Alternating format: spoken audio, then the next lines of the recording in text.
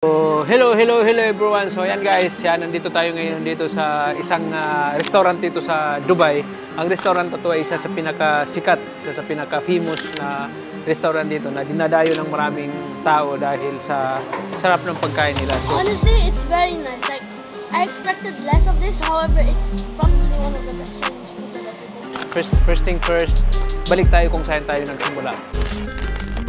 So yan guys, andito tayo ngayon sa restaurant tayo, itong Chinese Star Restaurant. Yan, dito to sa may Algorer. So try natin yung mga food nila kasi maraming nagre-recommend ng restaurant na to. Masarap na yung mga pagkain nila.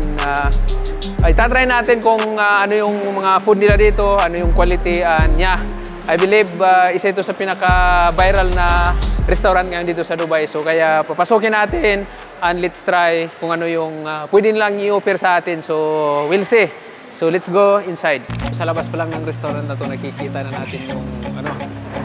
natin yung talagang disenyo ng restaurant. It's Chinese restaurant, yung restaurant na to. So sa labas pa lang nakikita natin yung theme na talagang Chinese talaga siya. So of course, pumasok tayo sa loob. Nung bungad pa lang pagpasok natin sa loob, yung bumungad sa atin yung yung interior design ng restaurant. Talagang napakaganda niya, talagang super ganda niya.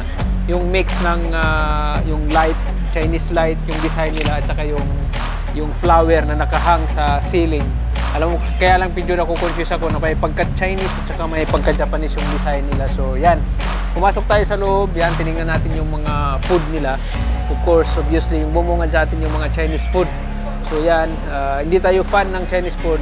Me myself, hindi ako fan ng Chinese food, pero yun nga, kailangan natin subukan, kailangan natin i-try kasi hindi natin malalaman kung ano ba talaga yung Chinese food. Lalo na pag sa noodles, hindi ako fan ng noodles. So ito na yung pagkakataon para try natin yung something different. So yan, pumasok tayo.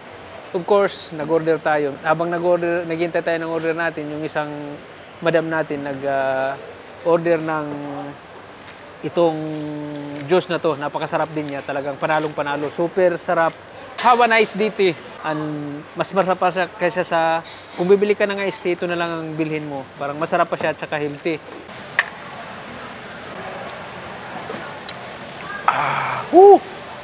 Hello, madam. Show me. Si Rubalas na yung madam ko, guys. Wala na yung financer natin dito. Wala na to. Guys, she's just lying. She actually has 500 in her bank account. Show me. So guys, yan, kukunin natin yung order natin. I don't know where is it. You know where? So let's go. Slowly. Where? This one. Rather this one. Sir, baka gusto mo alam mo na lang yung price. Ano yun? Noodles para maging... Sige, okay. So yan guys, ito na yung... Sige. So yan guys, video me. So ito na yung order natin. Yan. Ito parang, what is this? This is very good. Look good.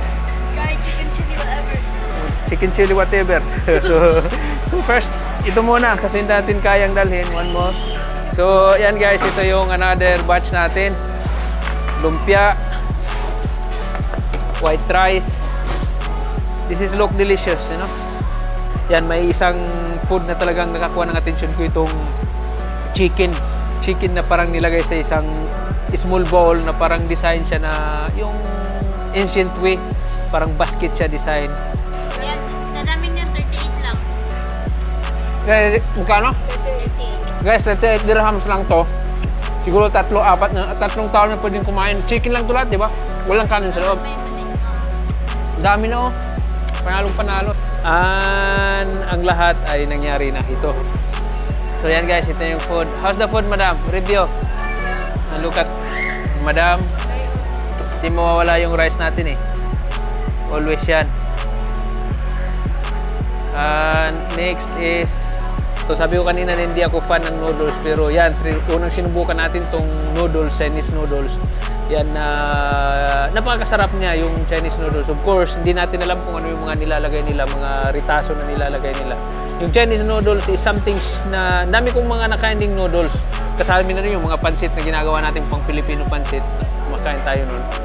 Itong noodles na to is something siya eh. Ano, iwan ko kung anong nilalagay nilang mga ritaso na kahit na nilunok mo na nasa loob na ng tiyan mo yung noodles, may aftertaste pa rin na naiiwan sa bibig mo. And napakasarap niya, something na kakaiba.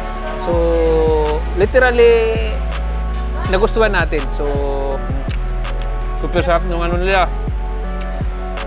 Super sarap nung pancit.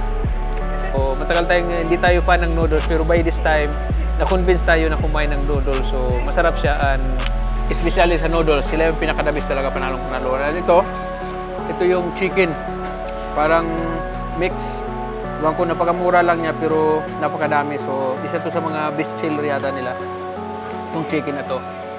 Parang balat siya eh. Super crunchy at may balat at the same time, parang may sa loob, may ano naman, may, look at that. Balat siya, pero sa loob, may laman yan.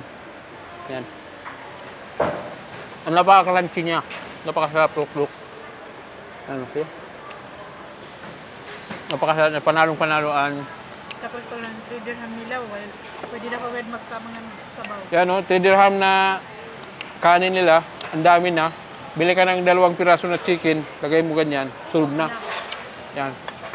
All in all, yung food na kinain natin dito, talagang pangmasa. Hindi siya tinatawag na mahal, hindi din siya tinatawag na mura, I guess. Pero kung gusto mo ng